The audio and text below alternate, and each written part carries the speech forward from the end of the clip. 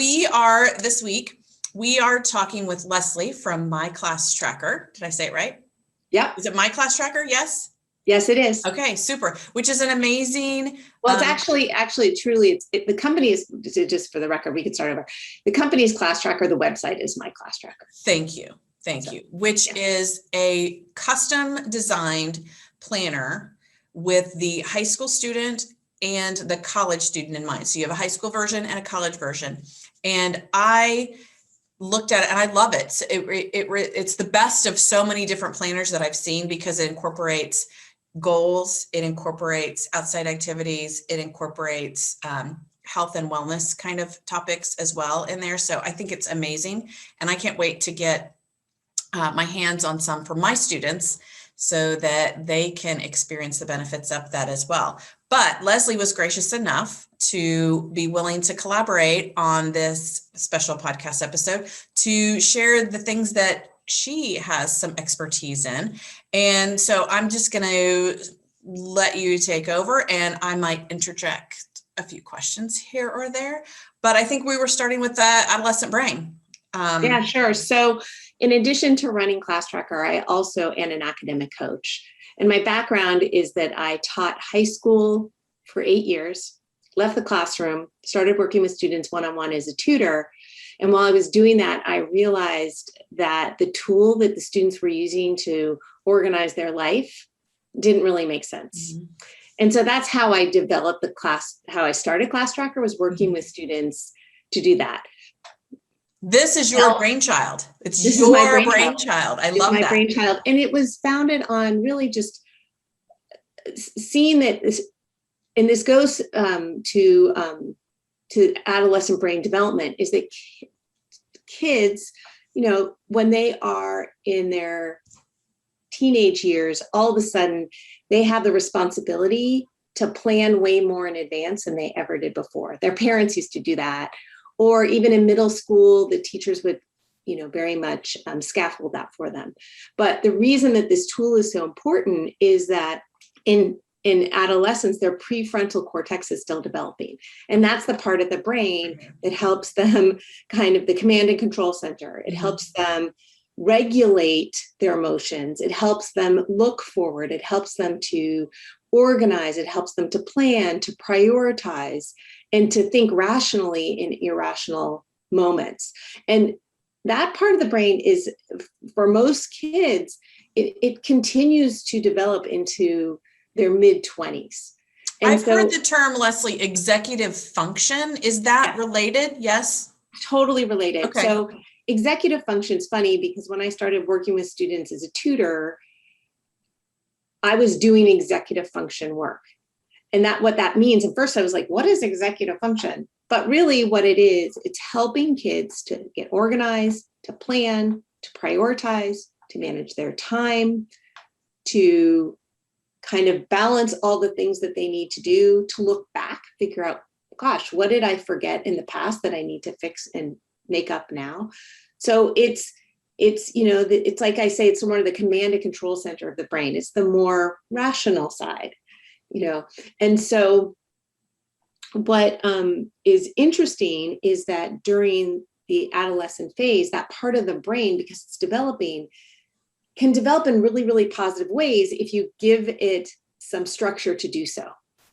So that was why I developed the planner the way I did, is I knew that students needed structure to think about planning. They didn't need just a plain old tiny space of lines, but they needed actually a way to think about, like, what does my week look like? What are my priorities this week?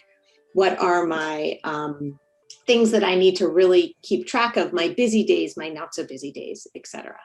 So that's a lot of the reason. But executive function is something, again, that some students are somewhat naturally okay at, and other students can struggle with. They can all develop those skills over time, but some kids are, quote unquote, naturally organized or manage their time well. Now, no one teaches kids these skills in high school. They sometimes teach them in middle school, but then they sort of drop off in high school. And by the time you get to college, especially, things change dramatically. Kids go from having this very they have this very structured time in high school to college where all of a sudden any given day or week can look different than the previous. And there's all this, what I'm saying in air quotes, free time or unstructured time where students really need to be doing their schoolwork, but unless they figure out a framework to do it, they may not do it. Right. They're going to fill that time. It's a shift to make it oversimplify it. It's shifting from a reactive thinking to a proactive thinking. Like if you were talking to me like I'm 5, that's kind of how I would really simplify it. It's exactly right. That's exactly right. And oftentimes so I worked as a tutor for a while and now I work as a coach. And the difference between the two as a coach is really about helping students figure out how to be successful in any given week. I don't necessarily sit side by side and do assignments, but rather let's make a plan for the week. And what's interesting is that a lot of times, if you don't do that work, all of a sudden you look and you're like, oh my gosh, I have a midterm tomorrow and I'm going to stay up all night studying, because that's the reactive, That's highly effective, right? And we know how effective that is, versus, someone who's looking ahead a week or two and saying, oh gosh, next week I have 3 midterms and a paper due. I better start this stuff now so that I'm not pulling all-nighters all next week. It's really taking charge of your own future. Yes, absolutely. Very, very empowering. In the adolescent, are you still doing tutoring? Do you still do I'm an academic coach now, so I don't tutor per se and do subject work, but I do work with students both in high school and college to help them sort out what they need to do on any given week to keep them successful and on track. One thing that came to mind as you were talking about this, how you coach the student and mentor them on how to kind of take control and plan for their own success. I see a lot of millennial anxiety. That's like their MO now.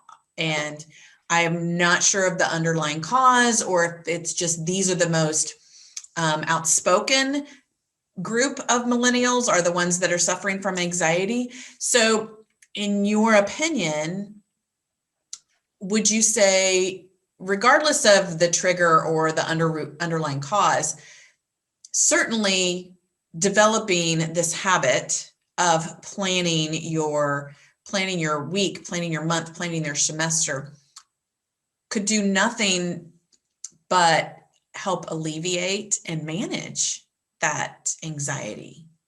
Absolutely. So a lot of times the reason that kids feel this anxiety is they have everything in their heads, right? So they've got everything swimming around and they're ruminating about, oh my gosh, and it feels big and overwhelming and burdensome.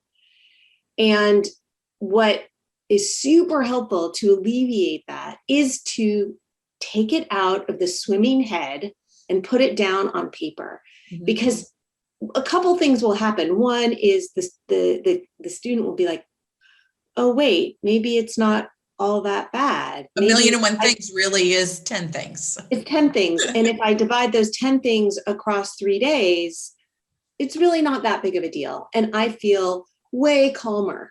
So that's generally what happens is you take it out of the head, you put it on paper, and then you can spread it out.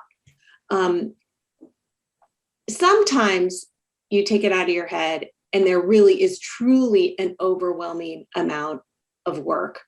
But oftentimes that's because someone's waited so long and that they haven't had the time to plan things through. Well, then that presents an opportunity for you to really make some intentional and sometimes difficult decisions. Yes. Right? Do I need to withdraw from something? Do I need to step away from call my boss and tell him I can't come to work that day? I think that does present, even if it, like you said, I've waited too long, you can still take an opportunity to consider, what can I learn from this? And how can I now? And those are hard decisions. And I know, I don't know, I suspect our millennial generation does not like confrontation. I think I talked to somebody who said this student had a contact for a possible internship, and they were told, all you have to do is reach out and confirm the interview. The internship is probably yours, but you just need to schedule, and they just didn't do it. And they didn't do it. And when I think they talked to their counselor, and their counselor said, so what was it that prevented you? And they had played this story in their mind that someone was going to get mad because they didn't know how to address them. Was it Mr., was it doctor, was professor? And they thought they were going to be offensive because of the story they played in their head. They needed to reschedule a dentist appointment, and they didn't call because they thought the dentist was going to get mad at them for having to reschedule. Just kind of the stories that some students, some individuals will play in their head just cripples them. And until they actually do it and realize, oh, there was actually no truth in the story that I had playing in my head. And it wasn't as bad as I thought. And they were perfectly fine and polite with me to change an appointment. Yes. Yeah, yes, for sure. Well, the one other benefit I will say too about taking to help to reduce the anxiety is that oftentimes when you do write things down and you put them out on a paper and you create a plan, you start to realize that later doesn't exist. So it actually helps to mitigate procrastination in some respects, because a lot of times when you don't put things down on paper, you don't realize how much you have to do, and you don't realize what's coming up in the future. But once you do put things down on paper, you start to see, oh gosh, this weekend, I've got a sorority event that's going to be lasting all day on Saturday. And then on Sunday, I have this such and such. So therefore I have no time this weekend, but I have things that are due on Monday. So it's Wednesday night. And if I don't start what I thought I had time later, doesn't exist. So it actually can inspire students to start their work a little bit earlier, because they can see very clearly, gosh, I don't have time that I thought I had. I love that. Later doesn't exist. Yeah. That reminds me of the, I'm sure it's in other places, but at the Harry's Chocolate Shop, there's a sign in there that says the beer's free tomorrow. That's awesome. Always going to be free tomorrow, right? Later doesn't exist. Okay, super. So I love that.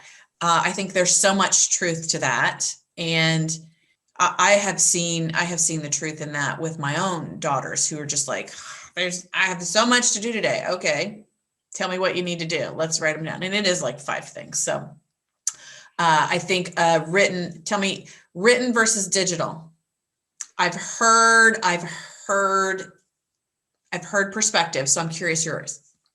I think you need a tool to use. And if somebody is more comfortable using a digital tool to write things down, fabulous, wonderful. What I will advocate for paper is that it is not distracting. Anything digital is. And so one of the things that I've observed is that in this, and not just of my students, but probably of myself and everybody I know, is that once you look at your phone to say like, oh, what was my list? What's on my to-do list? 10 minutes later, you're probably on Instagram or watching a YouTube video or checking your email. And so the nice thing about paper is that there are no links or notifications or pop-ups or anything like that. So it actually can help you to stay focused. And I'll tell you, you talk about anxiety in the millennials. A lot of the anxiety, I think, is because of the amount of information that's being constantly thrown out in front of these kids, and that they don't have a lot of control over. So I'm all about have a system. That is the number one important thing to have. Right. Use what works for you. Exactly. That's all I care about. But paper is less distracting. I have not heard that logic. That makes total sense. And I would totally attest to that.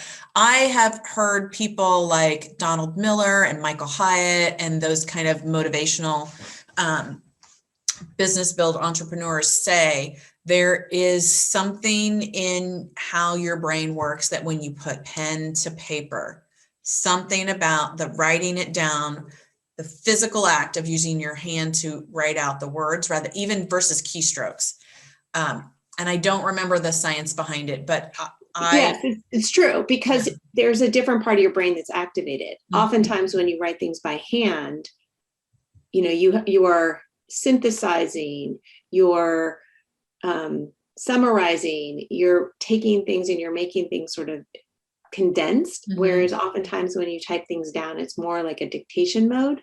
True. And so you don't necessarily process it. So the actual act of writing it helps you make connections, you draw arrows, you create boxes. It's more interactive versus typing, which is, so there is that. Yeah, I do appreciate that. Okay, super. So then let's move on to the role of the parent and how, as a parent of a new college student, how a parent might expect or should expect their role to change from, you got to do this, you got to do this. Have you fed yourself? Have you showered? Can you put on a clean sweatshirt? What should they expect to change? Yeah, it's a great question. So one of the things when I work with students when I want one-on-one is I explain to them about this notion of self-regulation. So self-regulation is what happens in adolescence. When you are a baby, it's your parent's job to help you understand what to think, feel, and how to act. Right? So you see something scary, your parent comforts you. It's okay, you're going to be fine. Because that scary thing is really scary and you haven't learned that scary things sometimes are okay. So what happens oftentimes with parents is they continue this parenting role while students are learning about their own self-regulation, maybe a little bit further than they need to. And what I mean by this is, when I work with my clients, especially high school, not so much college, but in high school, a lot of kids are like, my parents are all over me. They're bugging me. And I say, well, right now there's a transition. Right now you're learning really how to think for yourself, understand what your feelings are, and to take control of your actions. But sometimes you forget to do your laundry, you forget to take a shower. And so your parents have to remind you. But if you understand that this is the point in which you need to start to become an adult and take responsibility for that, then that is really powerful for teenagers to understand, like, hey, this is the transition and step up. It's time to step up. So what that means, I think, for parents is to try and step back from the parenting role of, I'm going to tell you how to think, feel, and act, and move more into a coaching or a mentor role. And that's someone who asks a lot of questions, assumes the best, right? I think as parents, sometimes we'll ask a question that has an assumption that they're going to forget, rather than the assumption that they're going to remember. That was put very eloquently, but so accurate. Yeah. So when I said that, what resonated for you? Can you? I can replay times in my head. I mean, not just with my kids, but with my spouse, right? It's almost sarcastic in how you ask that question, because you've already prejudged that they're going to drop the ball and you're going to have to clean it up, instead of just being curious in how you choose to phrase the question, with that being the ulterior motive, is just curiosity and not couched in judgment, prejudgment even. Right. And I think too, one of the things you can do as a parent is say things, if you see something as awry that normally isn't, I'm trying to think of a good example, but it could be something about the gas gauge is almost on E. Right. You're usually really great about filling up the gas tank. I noticed it's close to E. Could you possibly forgotten this time? I know that's not like you. Right. Yeah, so it's phrase that. Yeah. So it's a way to, I think as parents, we want to support the positive behavior we want and sort of assume that that's what the student intended, right? Because the these kids grew up with us. They were well trained. Mhm. Like if they don't do it, it really isn't because maybe they're trying to be. You're going to have those edge cases, right? Where Right. There's going to be the kids who defiant really, child. Yes. they're going to try to be defiant. But Yeah. a lot of kids want to make their parents happy. They really do. Mhm. But because of their teenage brain or adolescent brain, sometimes they forget. Sometimes they get caught up in the moment. Things are really fun. They're out with their friends and they just straight up forget. That is normal. So we have to come into it with this like, hey, I know you were well trained and maybe you just forgot this time. Mhm. But I think that is, as a parent, especially as they are starting to move away from the nest, it's really important that your role is not a nagger, but a supporter. Mhm. Yeah. And I like assume the best. I think that's a great attitude to have if with your children, with your spouse, with yourself, right? If you're the people that mean the most to you, if you can't assume positive intent with them, there's probably counseling out there that would benefit you. Right. And the self-regulation piece, I've seen a lot of articles about that with the students that they call failure to launch, has a lot of issues with self-regulation. And, they could have the helicopter parent or the lawnmower parent, or pick your adjective parent who, and I'm a recovering helicopter parent. I realized that late, but it was the whole, I know all my kids to suffer, and the realization that it's not going to kill them. And that's where the lessons come in. Yeah. And if I hadn't had that opportunity to quote struggle, there were so many lessons and self-awareness and self-assuredness that I would not have developed. So I was actually cheating them when I take an opportunity of growth away from them. And the other thing that I've read is the underlying translation that sometimes your students will hear when you pave the way for them. It's them hearing you unspoken, you're not capable. Mm-hmm. And I think that's the polar opposite of what any parent wants their kid to assume that they're thinking about them. They want them to believe that they think they can do anything they put their minds to. But if our behaviors and our actions don't match that, that's what they're going to hear the most is actions speak louder than words. It's cliche, but it's very, very true.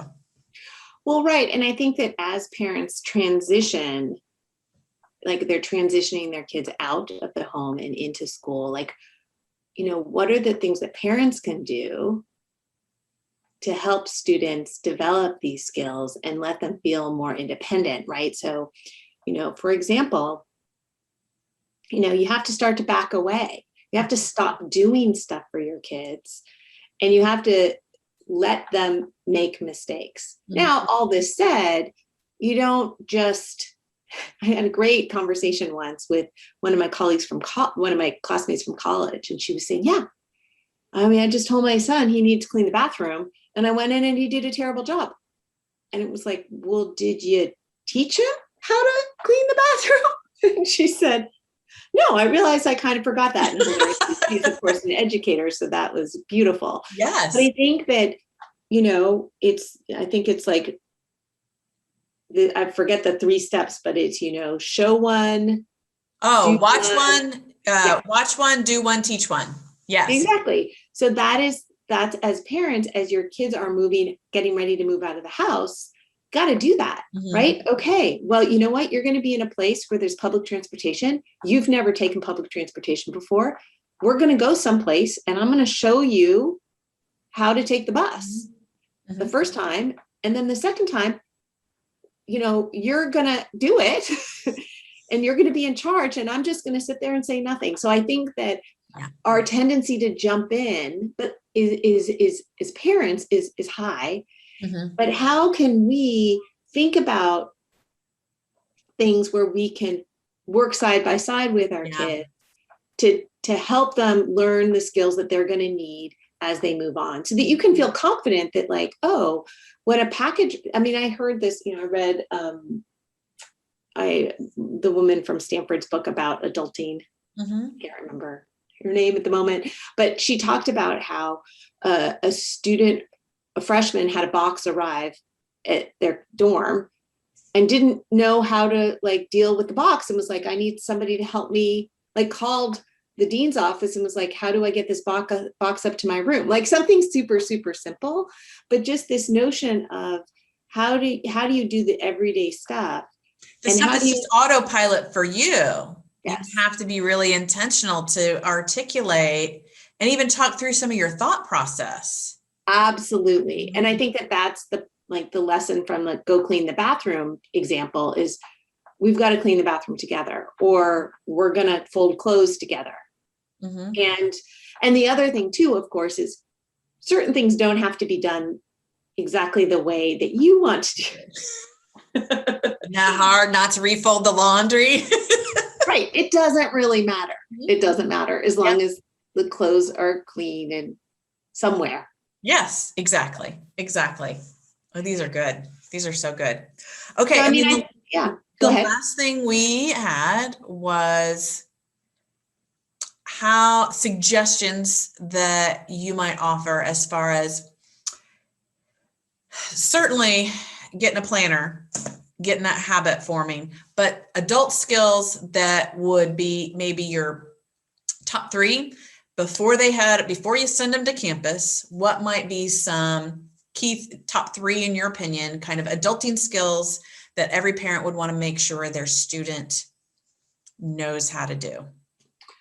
Well, I think the things that obviously come to mind, they're pretty obvious ones, things would be, you need to be able to do laundry. You need to be able to deal with money in some way, shape, or form. How are you going to pay for things? And that I think is also a very complex conversation that parents have to figure out with the kids, and budgeting and how much money are kids going to get? How much are they going to work for? So I think those things are important. But I think from like an executive function perspective, what I believe is important is to talk through with your students a few scenarios. Hey, you started your class. Things aren't really growing great. Why don't you tell me what you might do if things aren't going great? And how will you know they're not going great? Oh, I like that. I love that. Yeah. Because I think what happens is sometimes students, again, this is aligned with the adolescent brain. They don't always they need a couple of scenarios that they can think through while they're in a rational state and that things are calm. And so, gosh, you're taking this class. Maybe you don't get a great grade on your first assignment. What do you do? What do you think your resources are? And see what they come up with. I love that idea. And it could be even like, I would like you to have like a 3-step plan for ideas, a brainstorm list of things you would do.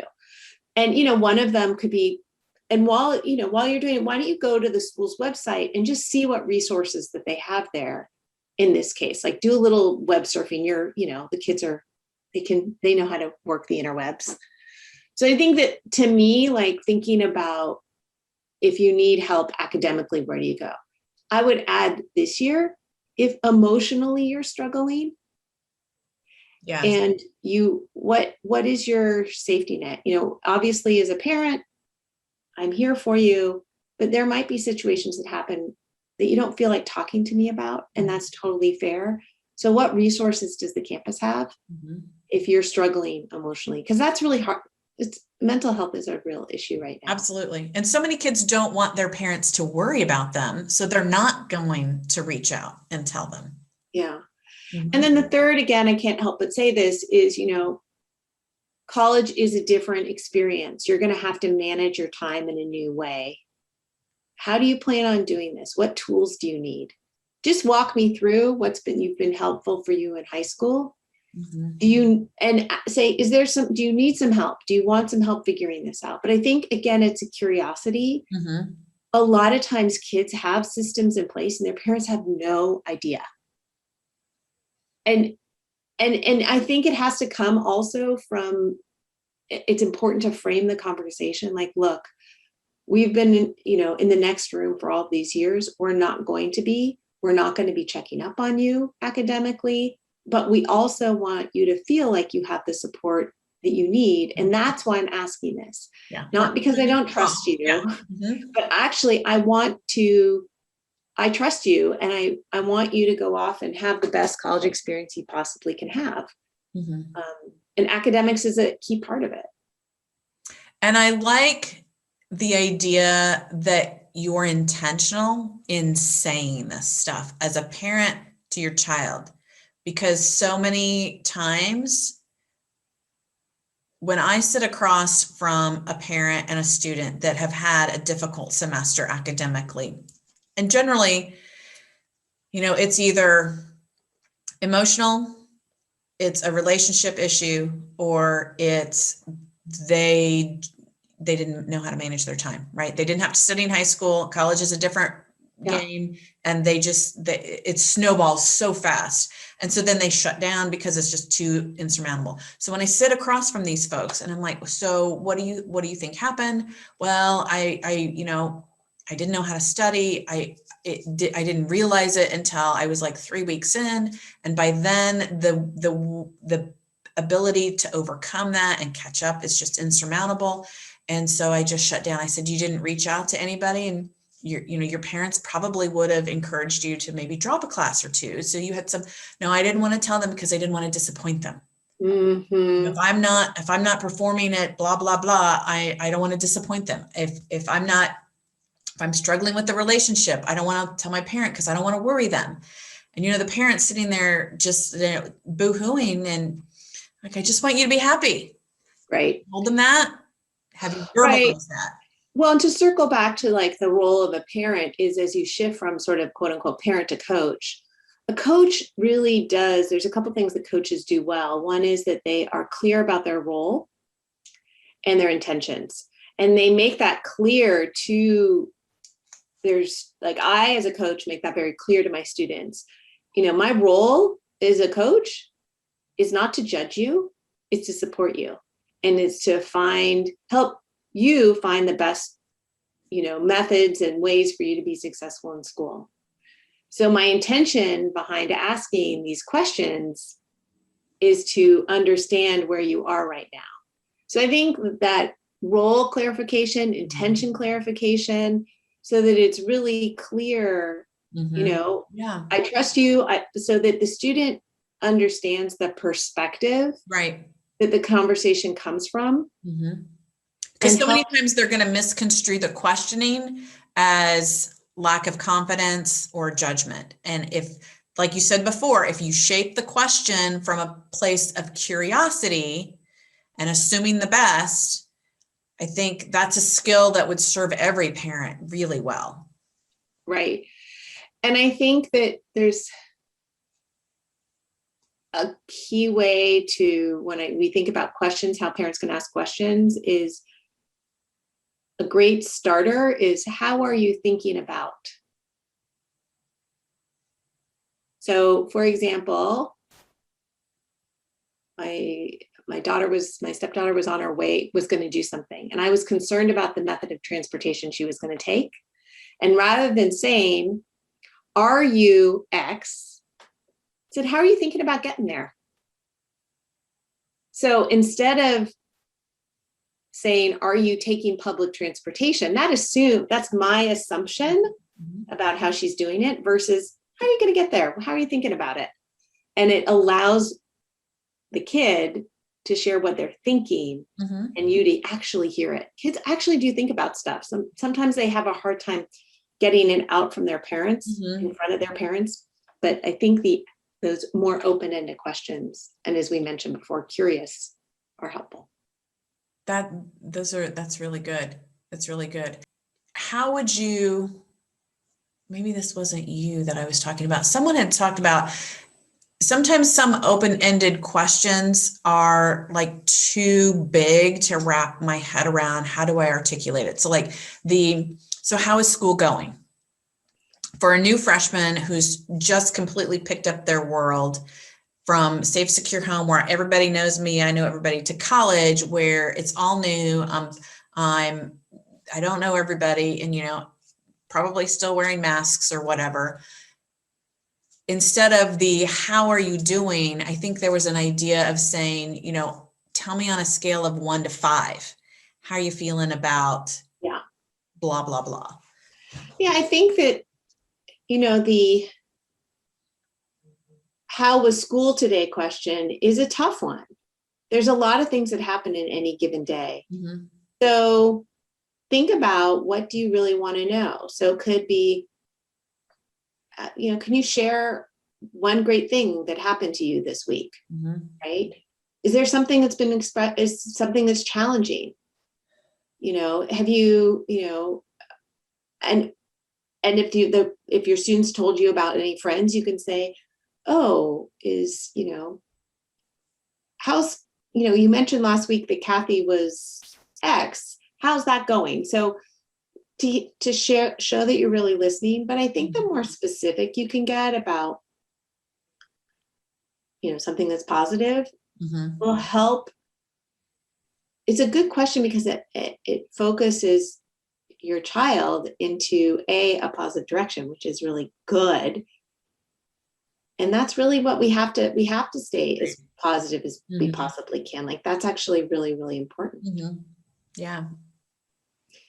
And then one final thing, I'm just going to throw one more plug. Yes. I'm totally a fan. You've had so many jewels out here. What do you got? I can keep going, and we can talk more about this another time. But in terms of anxiety, in terms of happiness, is if students can somehow develop a mindfulness practice, it is gold.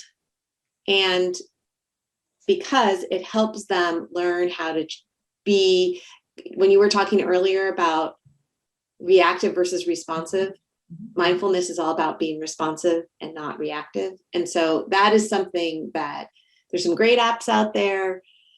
It may be a little bit woo-woo for some people, but if that's something that you can jump onto and your student can jump onto, that's a great thing to kind of try and do almost the summer before you launch, is to kind of get into that practice. Yeah, I fully support that. Even if it's, 5 or 10 minutes a day. Yes, that's all you need. Just to sit there and listen to, ideally listen to nothing, but if you need some, just non-lyrical music to help center. But it's fun. It's so curious to think, I think there's misconceptions that people think your mind needs to be empty. Mm-mm. That's not the purpose at all. It's just to look inside. What are my thoughts? Where am I going? And just, yeah. So I'm just throwing that one out there. I think it's just a very, I think it would, especially with the generation that is struggling with so much anxiety, I think it's a really good tip. Okay. So where can everybody learn more about you? And if they want to pick up a class tracker for their student to get a leg up and start them developing that habit, where can they find you? Well, you can check out our website, myclasstracker.com. We have a rich library of blogs that support topics for college students, whether it's habit formation or studies. There's a bunch of informational blogs there. You can also follow us on Instagram at myclasstracker.com. And you're welcome to reach out to me directly. My email is Lesley, Lesley, at classtracker.com. So any of those ways, love to hear from you. And thanks so much, Lisa, for this has been so valuable. And I think so many of the parents that follow me are going to love this information. So helpful. So helpful. Thanks so much. Lesley. We'll be in touch soon. Okay.